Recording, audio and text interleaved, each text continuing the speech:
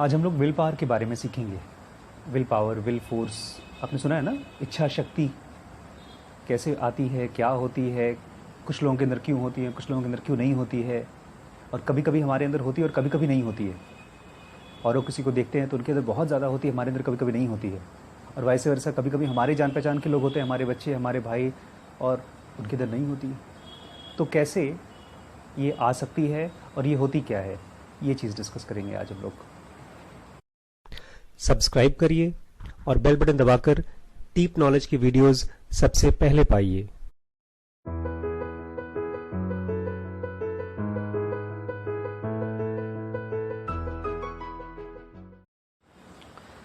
बचपन से जब भी मैं स्कूल जाके आता था, अच्छे नंबर आते थे तो तारीफ़ मिलती थी, जो बहुत कम होता था और ऑब्वियसली ख़राब नंबर आते थे तो एज़ यूजुअल डांट पड़ती थी और निंदा मिलती थी, शर्म आती थी। तो ये शर्म एक लेवल तक ख़त्म नहीं होती थी, वो इतनी गहरी होती जाती थी कि कभी कभी तो ऐसा महसूस होता था कि मैंने बहुत बड़ा पाप कर दिया है। और तो पाप वर्ड समझते हैं आप ना, पाप क्या होता है? पाप बहुत गंदी चीज़ होती है। अगर आपने किसी को पापी बोल दिया, किसी को सिनर बोल दिया, तो फिर आप उससे एक्सपेक्ट मत करिए कि वो बदलेगा।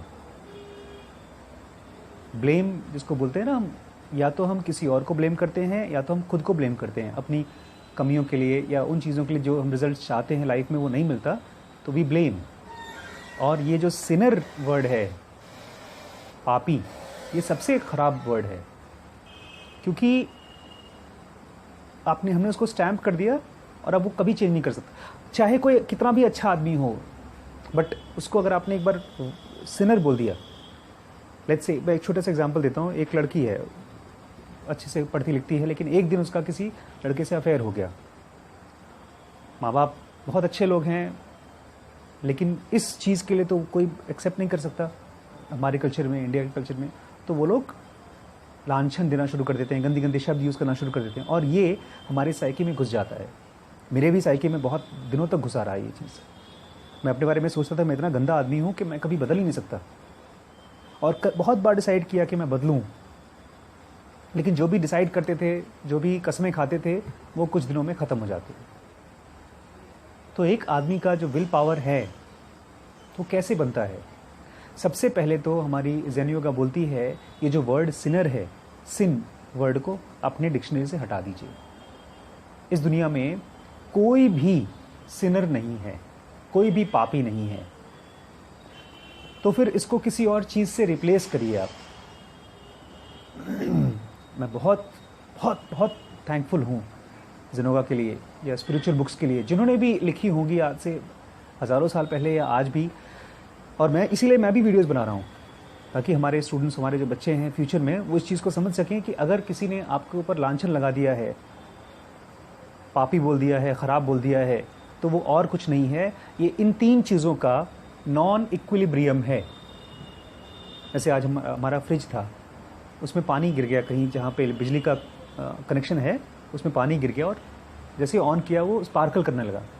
तो फ्रिज पापी नहीं है, फ्रिज में कुछ टेक्निकल गड़बड़ हो गई है, उसको हम ठीक कर सकते हैं। ऐसे ही हमारे माइंड में, हमारे लाइफ में, हमारे ब्रेन में कुछ टेक्निकल चीज़ें ठीक करनी हैं। और क्या चीज़ें हैं टेक्निकल चीज़ें? मैं उसको थोड़ा सा रिपीट फिर से करूँगा। एक होता है इंटेलिजेंस, जिसके ज़रिए हम दुनिया को समझते हैं। एक होता है इमोशन, जिसके ज़रिए हम दुनिया को महसूस करते हैं। और एक होता है इंस्टिंक्ट, जिसके ज़रिए हम दुनिया में रिप्रोडक्शन करते हैं और अपनी बॉडी को एंजॉय कराते हैं। और ये तीनों चीज़ें अलग अलग मशीन हैं। जैसे बिजली, पानी एकदम अलग अलग है, वैसे ही इन तीनों को साथ में मिलकर काम करना होता है। आम तौर पे पेरेंट्स को, बच्चों को नहीं मालूम होता ये चीज़। इसी वजह से हम जब किसी से बोलते हैं कि तुम सुधरो, लेकिन वो बंदा, उसके अंदर में इमोशन कैसा है, क्या सुधरने वाला इमोशन है? यार मैं कैसी बातें कर रहा हूँ, मैं सुधरना बोल रहा हूँ। सुधरना मतलब कोई गलत आदमी है तभी तो सुधरेगा, है कि नहीं? Understand, let's see what we have to understand. ज़ेनोगा कहती है, सिन अकॉर्डिंग टू अस, पाप ज़ेनोगा के हिसाब से क्या है? Minus resultant intensity.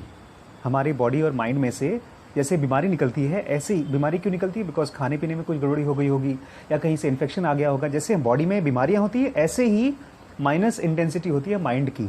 और जब माइंड में माइनस इंटेंसिटी होती है तो वो आदमी सिन करता है। और वहीं पर by following methodical all the techniques outline, जो इस किताब में ज़ेनोगा में ढेर सारी डिटेल्स दी गई हैं, टेक्निकल मेथड्स, उसको फॉलो करने के बाद आप माइनस इंटेंसिटी को प्लस में बदल सकते हैं और प्लस इंटेंसिटी को प्लस ज़ेनोगा यूनिट्स बना सकते हैं। ज़ेनोगा यूनिट्स बहुत हाई चार्ज यूनिट्स होते हैं, बहुत ही ज़्यादा हाई चार्ज। जो लोग ज़ेनोगा प्रैक्टिसेस करते हैं, उनके पास जो थॉट्स होते हैं उसको बहुत आसानी से इम्प्लीमेंट कर सकते हैं। उनको कोई कसम खाने की ज़रूरत नहीं पड़ती, उनके इमोशंस उनको डिस्टर्ब नहीं कर पाते। अगर करते भी हैं तो विद इन सेकेंड्स ख़त्म हो जाते हैं। उनकी लाइफ का पर्पस उनको एकदम क्लियर होता है। लोग उनको देखते हैं और बोलते हैं यार इतना बड़ा डिसीजन इतने फटाफट कैसे ले लिया। But they are highly charged people. उनका माइंड में वेस्टेज नहीं होता, डर का, गिल्ट का, इस सब का वेस्टेज नहीं होता। वही बोल रहा है कि अगर आपने मेथोडिकली प्रैक्टिस किया ज़ेनोगा को तो आपकी बॉडी हाई ज़ेनोगा यूनिट्स देगी। ज़ेनोगा units is 100 billion some units of mind. इसको हम लोग डीप मेडिटेशन में स्टडी भी कर सकते हैं। एक बड़ा इंटरेस्टिंग सा क्वेश्चन लेकर आए हैं, बिकॉज मैंने देखा है जितने भी हमारे आसपास में जो भी फ्रेंड्स डिस्कस करते हैं कि सर मैं ये नहीं कर पा रहा हूँ, वो नहीं कर पा रहा हूँ, हमारा बेटा ऐसा नहीं कर पा रहा है, तो एक कंप्लेनिंग एटीट्यूड आता है। और बड़ा आसान है, पता है, एक खास आदमी है जिसको आप हमेशा कंप्लेन कर सकते हैं। कुछ भी गलती हो उसकी गलती है। कौन? भगवान। भगवान सुपरमैन है और अगर मैं फेल हुआ तो भगवान कर रहा है। कहीं पर न्यूक्लियर बॉम्ब ब्लास्ट हुआ तो भगवान कर रहा है। कहीं पर पानी आ गई, बाढ़ हो गया तो भगवान कर रहा है। दुनिया में जो भी खराबी होती है हम भगवान पे ब्लेम कर देते हैं, बिकॉज हमको ब्लेम करना ही आता है और कुछ आता नहीं है। ज़ेनोगा कहती है कि अगर इस दुनिया में कोई हॉरर चल रहा है, कोई गंदगी चल रही है और आपके आसपास में आप उसको देख पा रहे हैं और आपके मन में हो रहा है कि वो चेंज हो जाए, तो you have to take the responsibility of it. बड़े अच्छे वर्ड्स यूज किए हैं। If man is responsible for the horror that we see around us, then he is free agent and thus answerable for this action. अगर आपके सामने कुछ भी horror चल रहा है, अभी आज मैं बैठा हुआ था यहीं पे सेंटर पे, और सेंटर पे हमारा टाइपिस्ट बैठा टाइप कर रहा था, तब तक से मैंने उसको बोला, और भाई बताओ तुम्हारे पाकिस्तान का क्या स्कोर चल रहा है? मैं क्रिकेट देखता नहीं हूँ, मुझे पिछले 15 साल से 20 साल से पता ही नहीं कौन इंडिया में कौन कैप्टन है, कौन विकेट कीपर, कुछ नहीं पता। और बेचारा जो टाइपिस्ट था बोलता है, सर ऐसे कैसे बोल रहे हैं आप मुझे? मैंने कहा क्या हो गया? तो सर सब लोग मुझे सेंटर पे ऐसे ही बोलते हैं, मैं समझ नहीं पा रहा क्या बोला वो। पता है क्या हुआ?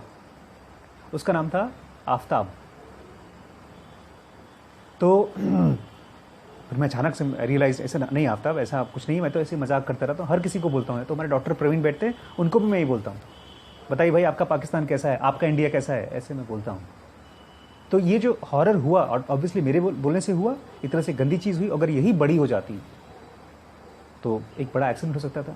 तो हमारी लाइफ में आसपास में जो भी चीज़ें हो रही हैं और हमको अगर उसमें कमियां दिखाई दे रही हैं, तो we ought to see that somewhere deep down we are responsible.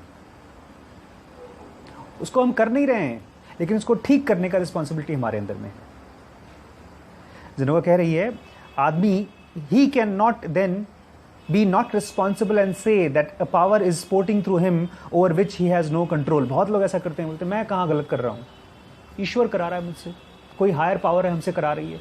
ऐसा बोलना एक तरह से एस्केप करना है, जिम्मेदारियों से भागना है। इफ देर इज, क्योंकि अगर ऐसा कोई गॉड दुनिया में है जो आदमी को कठपुतली की तरह चला रहा है, तो उसका भी रहना बेकार है। वो यही कर रहा है, जैसे वीडियो गेम खेलते हैं हम लोग, देखा है बच्चों को वीडियो गेम खेलते खेलते कैसे अंदर में खो जाते हैं। अगर ऐसा भगवान बैठा है कहीं ऊपर जो हम लोगों को वीडियो गेम की तरह खेल रहा है, तो उसका भी क्या काम? कोई बच्चे की तरह है। ज़ेनोगा is against such concepts of God, कि किसी गॉड का ये फुल टाइम काम है कि इंसानों के साथ खेले ना। ये कॉन्सेप्ट अगर दिमाग में कभी आता भी है ना कि भगवान क्या कर रहे हैं आप, क्यों मेरे साथ नहीं कर रहे हैं, ये आइडिया ही एकदम वियर्ड है। ये ऐसे ही है जैसे आप अपनी मैथ्स की किताब को बोलें, क्यों नहीं सीख रही है तू मुझे, क्यों नहीं घुस जाती मेरे अंदर में। या आपका पेट दर्द हो रहा है तो आप पेट से बोलें क्यों नहीं ठीक हो जाता। वियर्ड आइडिया है, हम जानते हैं साइंटिफिकली ये सब पॉसिबल नहीं है, लेकिन जब हम ये बोलते हैं ना कि भगवान क्यों नहीं तुम मुझे हेल्प करते, तो हमको लगता है कि एकदम सही काम कर रहे हैं। हमने तो इसके मंदिर बना दिए हैं ढेर सारे, वहाँ जाकर के हम अजीबोगरीब चीज़ें करते हैं, जैसे बच्चे करते हैं। मुझसे शीश बहुत बार बोलता है पापा पानी नहीं बरस रहा, लाइट नहीं आ रही थी, मैंने भगवान से बोला लाइट आ गई। आप लोगों ने भी किया होगा बचपन में ना? नहीं किया? इम्तिहान में नंबर नहीं आने वाले हैं, जाकर प्रार्थना की होगी। It is a weird kind of training we are given. और ट्रेनिंग कौन देता है? हमारे माँ बाप देते हैं, जिनको बेचारों को पता नहीं है क्या है, वो भी हमारे तरह ही बच्चे हैं। How and where man's identity becomes meaningful. ठीक है, भगवान को हटा दिया हमने, भगवान हमको हेल्प नहीं कर सकता, तो हम क्या इस दुनिया में रिस्पॉन्सिबल हैं? क्या दुनिया में बड़े बड़े चेंजेस ला सकते हैं, और कैसे और कब ला सकते हैं? एक खास टर्म यूज़ किया गया है, क्रिटिकल सर्टेन स्टेज। उस लेवल पर जब हम पहुंचते हैं तो हमारे थॉट्स इस दुनिया में बहुत बड़े बड़े चेंजेस ला सकते हैं, और उसके पहले हमारे थॉट्स इतने कमज़ोर होते हैं कि हम सोचते हैं लेकिन वो पूरा नहीं कर पाते। इसलिए सबसे पहला काम हर बंदे का दुनिया में, चाहे कोई बिजनेस करना चाहता हो, फैमिली में अच्छे से रहना चाहता हो, या दुनिया में कुछ अच्छा काम करना चाहता हो, कुछ भी करना चाहता हो, the first job is to reach to critical certain stage. Otherwise misery है। कल रात को हम लोग किसी शादी में गए थे, और हमारे घर के सामने एक पड़ोस में हमारी आंटी रहती है, बहुत अच्छी हमारी दोस्ती है उनसे, हम लोगों के घर की। और उनकी बहू, young female, she must be around 26-27 maximum, और 30, शी एक्सपायर्ड। मम्मी बेचारी बहुत रो रही थी, मेरी फ़ोन पे उठा, काफ़ी रात भर रोई बेचारी वो। कोई जब रोता है, डेथ होती है, तो हम लोग उसके लिए नहीं रोते, हम लोग अपने लिए रोते हैं। हमको डर लगता है कि हम भी ऐसे मरने वाले हैं। मैं भी सोच रहा था कि यार मैं भी अगर मर गया, ऐसे ही अचानक से मेरी मौत हो गई, तो मेरे परिवार की देखभाल कौन करेगा, शिरीष की देखभाल कौन करेगा। फिर अचानक मेरे मन में ख्याल आने लगा, क्या रिम्पी को सारी डिटेल्स बता रखे हैं मैंने? विल पावर, वो विल बनाते हैं लोग, वसीयत बनाते हैं, क्या उनको पता है कैसे? फिर मेरे दिमाग में ये आने लगा कि अल्ट्रासाउंड कैसे करेगी, ढेर सारे वो बेचारी, ढेर सारे ऐसे थॉट्स आने लगे जो डरावने थे, और वो सब सच भी हैं। बिकॉज आज के आज अगर कोई हमारे घर के रिस्पॉन्सिबल आदमी ख़त्म हो जाए तो हमारी लाइफ क्या है? बट ज़ेनोगा says all this is meaningless until and unless you reach to critical certain stage. कितनी भी आप एजुकेशन ले लीजिए, कितना भी आप फाइनेंशियली सक्सेसफुल हो जाइए, अगर आप क्रिटिकल सर्टेन स्टेज पे नहीं पहुँचे हैं तो आप एक बहुत खतरनाक गेम में हैं। This world is a very dangerous game. उसमें आप खेल तो रहे हैं जीतने के लिए, सक्सेसफुल होने के लिए, but you will fail, because death is going to come and kill this body irrespective of how successful you are. इसलिए जल्दी से जल्दी अपने को एक ऐसे पॉइंट पर पहुंचना है जहां पर डेथ का हमारे से अलग तरीके का रिश्ता होता है।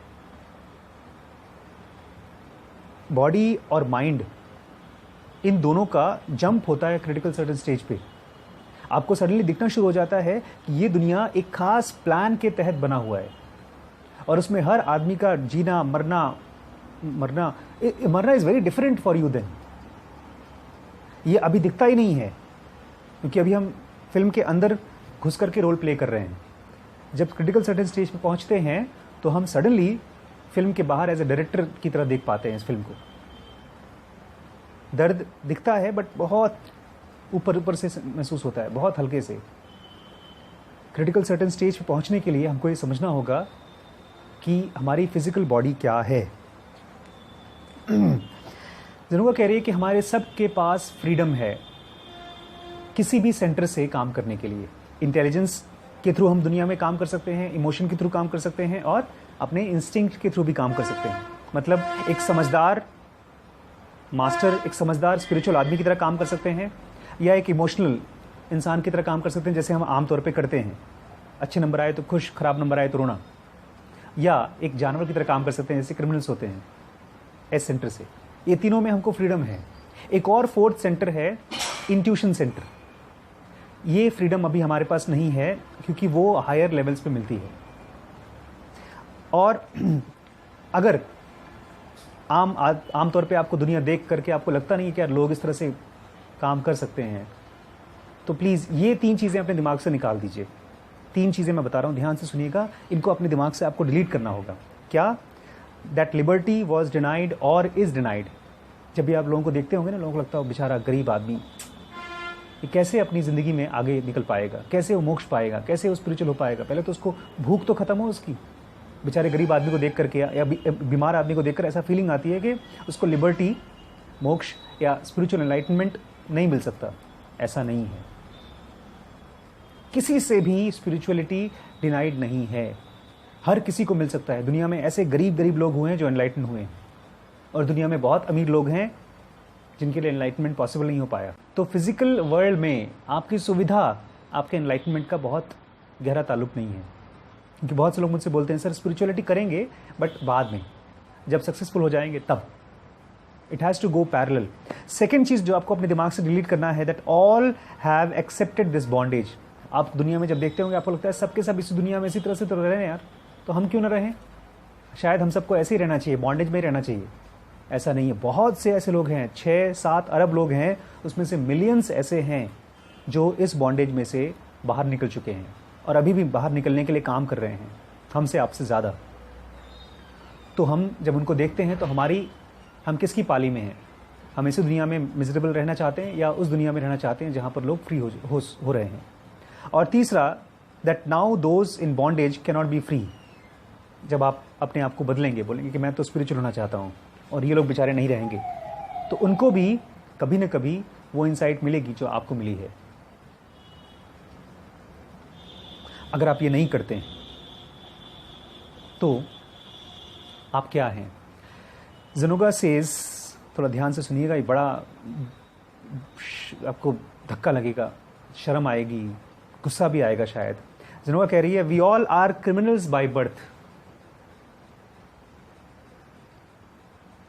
पैदा होते ही हम लोग क्रिमिनल्स हैं। We all are criminals by instinct, by education, by pedigree and by law of creation.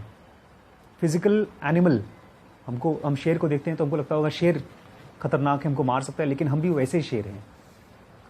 हम भी जब मार्केट में जाते हैं हम चाहते हैं हमारी दुकान चले, सामने वाली दुकान चले चाहे ना चले, हमको खाना मिले चाहे उनको खाना मिले ना मिले। मैं ये नहीं बोल रहा हूँ कि आपको बहुत अच्छा आदमी होना चाहिए, मैं कोई समाज सेवा ये नहीं बोल रहा हूँ कि आप दुकान लगा करके बाहर पानी पिलाइए, सबको सेवा करिए गर्मी के दिनों में, ये नहीं बोल रहा हूँ मैं बोल रहा हूँ अपने आप को हम समझें कि हमारे अंदर में एनिमल इंस्टिंक्ट है, और हमारे एजुकेशन से, क्वालिफिकेशन से, हमारे सोशल स्टेटस से, हमारे एनवायरनमेंट से, हमारे इस एनिमलपन का कोई ताल्लुक नहीं है। आपकी पढ़ाई की वजह से हम इंसान नहीं बन जाते, इंसान किसी और चीज़ से बनते हैं हम, और वही जब हम बनते हैं तभी हम दुनिया में कुछ कर भी सकते हैं। क्या करना होगा? Equilibrium of our centres. पहले तो हमको समझना होगा कि हमारे सेंटर्स हैं भी कि नहीं हैं। कल परसों एक बहुत समझदार लड़की थी, लड़की थी इनफैक्ट, मुझे पता भी नहीं था, उसने मुझे व्हाट्सएप पर मैसेज किया, उसने सवाल पूछा सीधे, जैसे कोई थापड़ झापड़ मारता है ना, उसने सीधे सवाल पूछा, tell me whether God is there और नॉट। और भी ऐसे कुछ सवाल पूछे उसने, डीप मेडिटेशन कैसे हो सकता है, ये कैसे हो सकता है, वो कैसे हो सकता है, जैसे दुनिया में इतनी गरीबी है और ये है और वो है, ढेर सारी चीज़ें। मैंने पूछा who are you and what is your good name, where are you from. फिर मुझे उधर से जवाब आया कि वो फ़र्क नहीं पड़ता मेरा नाम क्या है, more important is this question. मैंने कहा बहन जी या भाई साहब जो भी हैं आप, मैं जब तक मैं किसी को जानता नहीं, और शक्ल भी, फोटो भी नहीं थी उसमें, उसने डीपी नहीं लगा रहा था व्हाट्सएप पे। मैंने कहा जब तक मैं आपको जानता नहीं मैं आपसे बात कैसे करूँगा, मैं मशीन से बात करूँ? ओके, उसने बोला आई एम PRO। मैंने कहा PRO पब्लिक रिलेशनशिप ऑफिसर होता है। मैंने कहा दिस इज़ योर नेम। फिर मैंने सोचा कि अब मुझसे रहा नहीं गया, मैंने फ़ोन मिला दिया। मैंने आवाज़ सुनी तो एक खूबसूरत सी लड़की की आवाज़ थी, आवाज़ अच्छी थी। मैंने कहा नमस्ते बहन जी, आपका नाम PRO है? बोलती है आप you consider my name as PRO and talk to me. मैंने कहा PRO, मैं PRO से नहीं रिलेट कर पा रहा हूँ। मैंने कहा PRO दीदी बोल दूँ, प्रो दीदी।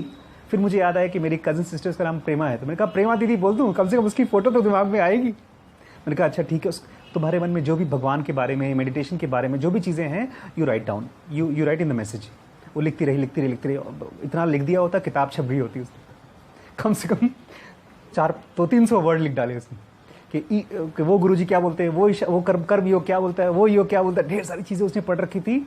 और फिर यूट्यूब पे वो आराम से, आप समझते हैं ना जब आप क्या करते हैं, उल्टी करते हैं, जब आप वैसे ही उल्टी कर रही थी, उसको ढेर सारे नंबर भी देता अगर मैं टीचर होता तो। फिर मैंने कहा okay will talk in the afternoon, और वही चीज़ आफ्टरनून में भी हुई। जब मैंने फ़ोन किया, अब वो लड़की तो सुनने को तैयार ही नहीं। सवाल पूछा, इससे पहले कि उसका आंसर मिल सके दूसरा सवाल, फिर दूसरा सवाल का जब मैंने पकड़ करके शुरू किया बातचीत करूं, तीसरा, चौथा, पांचवा, मैंने कहा my God you are a bunch of confusion full of knowledge. जब अंदर में कंफ्यूजन होता है और उसको आप नॉलेज से ढक देते हैं तो यही होता है, ये होता है इंटरनल इक्विलिब्रियम नहीं होता। हमारा इमोशन कुछ और चाहता है और इंटेलिजेंस में हमने चिपका दिया, हमने किताब पढ़ रखी है कि योग हेल्प करेगा, लेकिन योग हेल्प कर नहीं रहा है हमारी तकलीफों को दूर करने के लिए। हमारे जो सेंटर्स हैं ना, ये बड़ी खास चीज़ थी। जेनोगा ने मुझे पहली बार समझाया कि हमारे सेंटर्स की, ध्यान से सुनिएगा, ये मैंने आज तक जेनोगा के किसी क्लास में नहीं बोला है। हमारे सारे सेंटर्स का अपना खुद का एक रोटेशन होता है और एक रेवोल्यूशन होता है, जैसे प्लैनेट्स का होता है। प्लैनेट्स अपने आप रिवॉल्व करती हैं और अपने रोटेट भी करती हैं, और इस रेवोल्यूशन से और रोटेशन से उस प्लैनेट की एक फोर्स पैदा होती है। जैसे पंखा चल रहा है ना, इस पंखे में एक फोर्स पैदा होती है। इसी पंखे की फोर्स से 100-100, 200-200, 500-500 किलो के वजन के हवाई जहाज हवा में उड़ जाते हैं, क्योंकि उसमें फोर्स होता है। तो हमारे भी ब्रेन में आई सेंटर का एक फोर्स होता है। जितना देर तक हम किसी चीज़ में इन्वॉल्व रहते हैं, उससे फोर्स डेवलप होता है। ई सेंटर में भी अगर हम किसी मूवी को देख रहे हैं, किसी से फाइट कर रहे हैं, किसी से स्पिरिचुअल फाइट ही कर रहे हैं, मान लीजिए जैसे उस बच्ची ने मेरे साथ किया, मैंने कहा तो एकदम मेरी बहन जैसी है, फिर हंसने लगी वो। मैंने कहा मैं दुनिया में केवल 5 लोगों को पढ़ा पाया हूं आज तक, और 5 में से 3 का नाम याद था, 2 का तो मैं नाम भी भूल गया, बेचारे बहुत दिनों पहले आए थे बैठ के। एक आप और एक वो नंदिनी। ये 3 लोग ऐसे हैं, जब वो आते हैं कोई सवाल पूछते हैं तो मैं जब उनसे बात करता हूं तो दे बिकम कंप्लीटली वैक्यूम, कोई शब्द उनके दिमाग में आता ही नहीं। They know how to be patient and they have that, they value their questions. पता है आमतौर पे जब कोई क्वेश्चन पूछने आता है तो क्वेश्चन पूछने नहीं आता, वो इंप्रेस करने आता है। और ये जो आप लोग चुप रहते हैं, that is because of the intensity of your I centre. Intensity of the I centre मतलब आपके ब्रेन में आप बहुत समय बिताते हैं अपने आई सेंटर में, आपका रोटेशन। और इसको मैं जानता हूं अभी भी आप तारीफ की तरह नहीं ले रहे हैं, आप इसको समझने की कोशिश कर रहे हैं। तो आपके इंटेलिजेंस का एक रोटेशन होता है और उसका एक रेवोल्यूशन होता है। जब मुझे पता चला तब मैंने डिसाइड किया, आशीष भाई एक काम करो, तुम जेनोगा उठाओ और अपने पास रखो, जहां कहीं भी तुमको टाइम मिला उसमें एक वो लगा देना पाइप और उसको सक कर लेना, जैसे नहीं कोल्ड ड्रिंक पीते हैं हम। तो मैं जहां भी खाली बैठता था एक एक सेंटेंस पढ़ते जाता था, फिर से पढ़ना, फिर से पढ़ना, फिर से पढ़ना, फिर से पढ़ना, क्योंकि मुझे एक सेंटेंस, एक बार एक किताब को पढ़ के हम लोग समझ में नहीं आता। और वो बच्ची तो बेचारी बोले जा रहे थे मैंने ये किताब पढ़ी है, वो किताब पढ़ी है। एक किताब भी अगर हम ध्यान से पढ़ लें तो, और वो हमारी बॉडी और माइंड का हिस्सा बन जाए, तो हमको एनलाइटन कर सकता है। ऐसे ही हमारे इमोशंस का भी रोटेशन होता है और रेवोल्यूशन होता है, और इन्हीं से हमको हमारी माइंड में मास मिलता है। जैसे वजन नहीं होता, एक आदमी से मिलते हैं तो आप जान जाते हैं तो इमोशनल आदमी है, ये इंटेलिजेंट आदमी है, और ये तो जानवर है। अगर आप डीप मेडिटेशन में जाएं तो आप देख सकते हैं अपने आई सेंटर का चार्ज कितना है, मास कितना है, उसको विल फोर्स बोलते हैं, उस सेंटर का विल फोर्स। आई सेंटर का नॉर्मल एवरेज चार्ज होता है 400 प्लस या तो 400 माइनस। मतलब अगर 400 प्लस आपके विल पावर में आई सेंटर का विल पावर है, तो आप जब किसी चीज़ को पकड़ते हैं समझने के लिए, तो आप उसको बहुत गहराई से समझ सकते हैं। आजकल मैं इलॉन मस्क को बहुत समझने की कोशिश कर रहा हूँ। इलॉन मस्क, जानते हैं आप इलॉन मस्क को?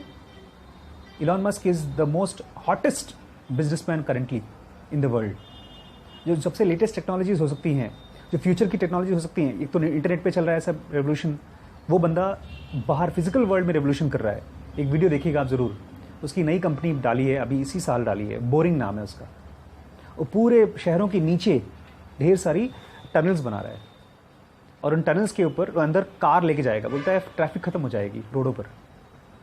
और उसका प्लान ये है कि 2020 तक उसको मार्स में एक छोटी सी कॉलोनी बनानी है। जो हम लोग फिल्मों में देखते हैं ना, वो एक्चुअली करना चाहता है। उसकी इंटरव्यू देखिएगा आप, he is suppose to be a genius. But genius मतलब क्या? जीनियस मतलब जो चीज़ स्पेस नासा वाले नहीं कर पा रहे हैं, वो उसने लिया, नासा से प्रोजेक्ट लिया स्पेसशिप बनाने का, और पहली बार उस धरती पर उसने रीयूजेबल स्पेसशिप्स बनाए। मतलब उसकी स्पेसशिप ऊपर जाए, फिर वापस आए और ख़राब ना हो, और ऑलमोस्ट 90% कॉस्ट कम कर दिया है। तो ये कैसे किया? बिकॉज एक प्रॉब्लम लिया, उसके ऊपर सोच रहा है, सोच रहा है, सोच रहा है। जिसको बोलते हैं आई सेंटर की इंटेंसिटी, कि प्रॉब्लम लेती है और डिस्ट्रैक्ट नहीं होती, वहीं पर सोचती रहती है, सोचती रहती है, सोचती रहती है। आमतौर पे जो हम विल पावर की बात करते हैं ना, कि मैं सर कसम खाता हूं आज से मैं एक काम को करूंगा, बिल्कुल करूंगा, वो विल पावर नहीं होती, वो हमारी डिजायर्स होती हैं। वो कैसे पैदा होती हैं? जब हमारे इमोशन, हमारी इंटेलिजेंस और हमारा सेक्स, ये तीनों आपस में टकराती हैं। उनके टकराने से डिजायर्स पैदा होती हैं। आप गए, किसी से मिले, उसकी बड़ी सी कार देखी, तो आपने गेस लगाया कि बहुत अमीर होगा, और उसने क्या किया है, ये इसकी अपनी खुद की कंपनी है, तो ज़रूर अमीर आदमी होगा, तो मुझे भी एक कार चाहिए, या कार तो मुझे नहीं, मुझे भी इसी तरह से कंपनी बनानी है। ये डिज़ायर पैदा हुई, और फिर आकर आप घर पे डिसाइड करते हैं, नहीं आज के बाद मैं कंपनी बनाने के लिए ढेर सारे वीडियोस देखूंगा यूट्यूब पे, और मैं बनाऊंगा ये कंपनी। तो ये कोई विल पावर नहीं है, ये है डिज़ायर, जो रोज़ हमारे अलग अलग ढेर सारे डिज़ायर्स पैदा होते हैं, बिना सोचे समझे, बहुत से यूजलेस ही होते हैं। विल पावर क्या है? मैं चाहता हूं इसको मैं इंग्लिश में ही पढ़ूं और आप उसको समझें, ठीक है? Usually when we speak of will, जब हम विल के बारे में बात करते हैं, इच्छा शक्ति के बारे में बात करते हैं, we think of a force acting only by torturous effort. खूब मेहनत करना पड़ेगा। माँ बाप बोलते नहीं जुगत लगा दो, ऐसा लगता है जैसे सुबह उठेंगे, नहीं गाने भी आते हैं, सुबह उठो, भाई कौन सी पिक्चर थी उसमें बच्चे को दिखाते हैं, उठता है, भागता है, ब्रश करता है, फिर जाता है स्कूल से, फिर वापस आता है, तारे ज़मीन पर पे जो बड़ा वाला भाई करता रहता था, नहीं? और माँ बाप भी जो खाना बना रहे हैं, ये कर रहे हैं, वो कर रहे हैं, पसीना पोंछ रहे हैं, और खूब ऐसा लगता है विल पावर मतलब खूब ढेर सारा force, torturous effort, characterised by outthrust jaws. ऐसे ऐसे करना होगा, beating brows and clenched fist, ऐसे ब्राउज को बीट करना होगा और फिस्ट को क्लेंच, ऐसा हमको लगता है विल पावर। ऐसा नहीं है। The opposite is how ever true, एकदम उल्टा है। विल पावर क्या होता है? The will is an integral function, वो तो एक फंक्शन है किस चीज का? Of consciousness, and operates as effortlessly as the hands of an engineer on the throttle which gets sets a locomotive in action. एक इंजीनियर कैसे चलाता है कार? लड़के नहीं, चाबी डाली, चालू किया, काम करना शुरू हो गया। अगर हमारे सेंटर्स को हम समझ पा रहे हैं, तब हमारे लिए विल पावर एकदम आसान होगा। हमको मालूम पड़ेगा कि ये चीज़ करूंगा तो ये एक्शन आएगा, और वो एक्शन से वो रिजल्ट आएगा। जैसे कैरम खेलते हैं आप देखते हैं कि मुझे कितनी फोर्स से मारना है, किस डायरेक्शन में मारना है। ऐसे कार चलाते हैं, वो है विल पावर। क्या है? It is an integral function, वो अपने आप पैदा होता है किस चीज से? When consciousness and functions with effortlessness, जब आपका माइंड बिना किसी एफर्ट के काम करता है, एफर्ट लगता ही नहीं उसमें। An act of will directs the entire output of our energy towards the accomplishment of a preconceived objective. जो आपकी इच्छा होती है, इच्छा शक्ति होती है, इच्छा हटा दीजिए, इच्छा शक्ति होती है, वो जिस डायरेक्शन में आप जाना चाहते हैं, वो आपको धीमे धीमे उस डायरेक्शन में चेंज कर देती है। आपको लड़ाई नहीं करना पड़ता। एक बच्चे ने, अगर एक लड़की ने डिसाइड कर लिया कि ना, मैं इस लाइफ में I want to be a career women before becoming a housewife, या तो अंदर अंदर फाइट करे, माँ बाप के साथ फाइट करे, या वो समझे कि मेरा माइंड कैसे काम करता है और मुझे उस डायरेक्शन में जाना है, and then slowly the life starts helping. वही लास्ट में बोल रहे हैं, what is usually mistaken for will is simply desire. जो नॉर्मली हम लोग मिस्टेक करते हैं ना, विल, वो हमारा जो विल है वो विल है नहीं, वो डिज़ायर है. The desire is usually the product of the conflict of the centres. जो हमारे सेंटर्स आपस में जब बात नहीं कर पाते ठीक से, इमोशन और सेक्स हमेशा एंटी खड़ा हो जाता है इंटेलिजेंस की.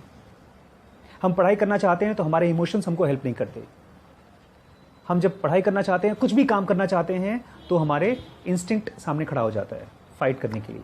जब ये दोनों इमोशन और सेक्स इंटेलिजेंस को हेल्प करना शुरू कर देते हैं, then it is a force of the body and the mind which nobody can beat. हमारा दुश्मन कहीं बाहर नहीं है. लास्ट में ज़ेन योगा एक खास क्वेश्चन पुटअप करना चाहता है. वो चाहता है कि सीरियसली इस क्वेश्चन को लेकर के हम सोचें. क्वेश्चन ये है, think this thought for serious thinking. बहुत सीरियसली सोचिए. Is there a rhythm within my inner world. क्या मेरे अंदर में मेरे थॉट्स की और मेरे इमोशंस की कोई रिदम है? रिदम मतलब क्या वो एक दूसरे से आराम से बात करते हैं, या हम अक्सर ऐसे ही करते हैं कि अपने आप को ही डांट रहे हैं. जब अपने आप को डांट रहे हैं, पता है क्या होता है? इमोशन इंटेलिजेंस लड़ाई कर रहे होते हैं. कहीं ना कहीं इंटेलिजेंस बोल रहा है कि तू बेकार है, तू कुछ नहीं कर सकता, और इमोशन बोल रहा है मैं यही करूंगा, मुझे मजा आता है. ये फाइट है. What is the state of the cells within me my body. और अगर ये दो फाइट होती रहती है हमारे अंदर में, तो हमारी बॉडी भी बहुत मजबूत नहीं होती, कमजोर होती जाती है. हमारे सेल्स किस हालत में हैं? And how do the different cells and the will act inside me. क्योंकि लिवर को जब काम करना होता है, फाइट नहीं करना होता. लिवर, किडनी, हार्ट, ये सब इंटीग्रेट होकर काम करते हैं. What method should I follow. और क्या कोई तरीका है जिसके जरिए मैं इन सबको इंटीग्रेट कर सकता हूं? Will this book show me the way. और क्या ज़ेन योगा मुझे वो रास्ता दिखाएगी? Just take this question and then you can start reading your Zen yoga.